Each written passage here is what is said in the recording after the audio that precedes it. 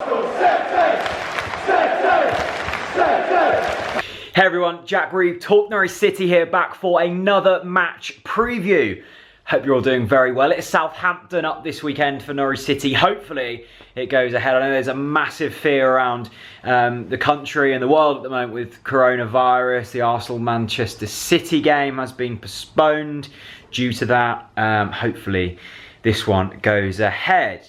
Big game for Norwich City once again. I've just got the table up here on my laptop, and it was a really, really big game for Norwich City this weekend just gone, and unfortunately we didn't come through with it. If we had have won that game, the table would look completely different. We would have only been 1 point behind Aston Villa, but ifs, buts and maybes aren't good enough, and Norwich City currently lie 6 points adrift at the bottom of the table, which is a big, big margin to make up, especially at this point of the season.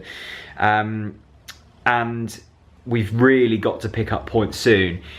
This is a good opportunity though. Southampton are 14th, they're on 34 points. That leaves them 7 points away from the drop zone, which you would probably say is good enough to stay up at the moment.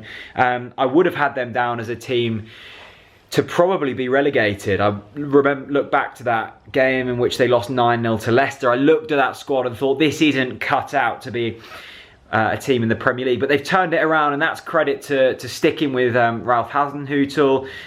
Sometimes shows that consistency and just sticking with your man is sometimes the best option. Not always, but it's nice to see that pay off for Southampton. And as I say, it's probably going to be enough points with a few more wins to keep them up this season. Their home form and their away form is incredibly contrasting.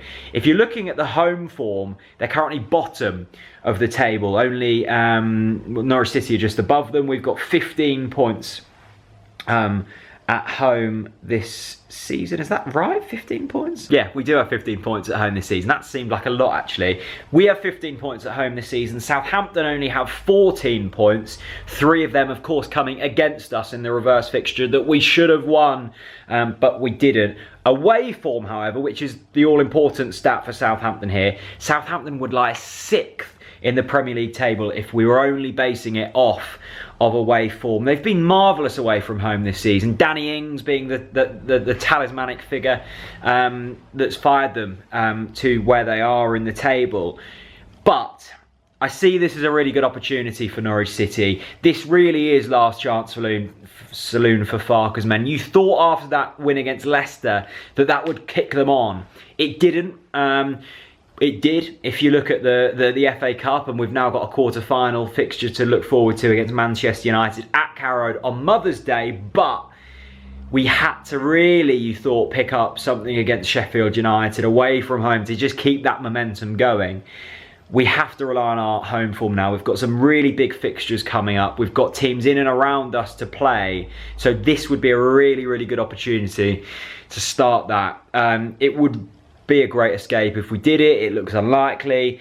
What would I change going into this game?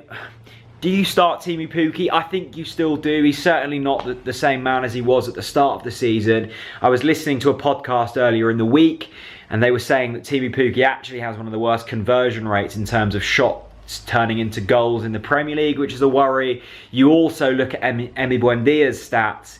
The amount of chances created compared to assists just don't tally up, and that's probably because the chances he has been created haven't been turned into goals. So there's work to do in that forward line. Defensively, we still look leaky. I think we looked really good in that Leicester game with Max Aarons and Jamal Lewis bombing forwards, and that was what brought us success last season.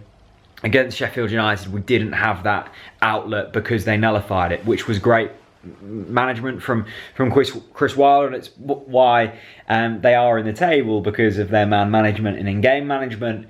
But we have to try and get them wing-backs bombing forward. Another thing I look at this season, and the reason we haven't been successful so far, is Marco Stiepermann. Now, Stiepermann hasn't been playing football, and I'm not saying he should get back into the team, because the times he has played this season, he hasn't looked convincing in that role. But the way that he moved in between that final third, and the way he picked the ball up and carried it, not only relieving pressure on the defence, but creating chances going forwards and scoring goals as well, We haven't had that this season. We haven't had a Marco Stiepermann type player. I think Farke hoped it was Duda. It's not. I haven't been entirely impressed with Duda.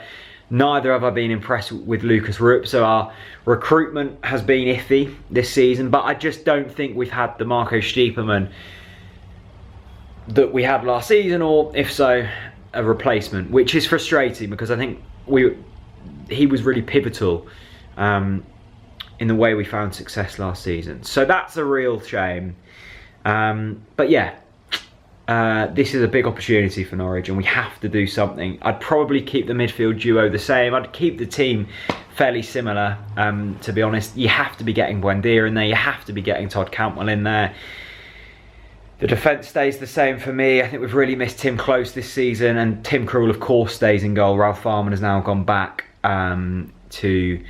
I think he's gone to Norway, hasn't he? So, frustration, but optimistic for this game. Let me know your thoughts down in the comments section below, what you think we will do against Southampton. Also, there's a fantastic opportunity to win a signed shirt and also a gift set. We'll be releasing the exact prize on that later on in the week. But golden goal is all you need to do. Buy a golden goal on Saturday. Tweet us with the hashtag TNC Golden Goal. You could be in with a chance of winning a fantastic prize.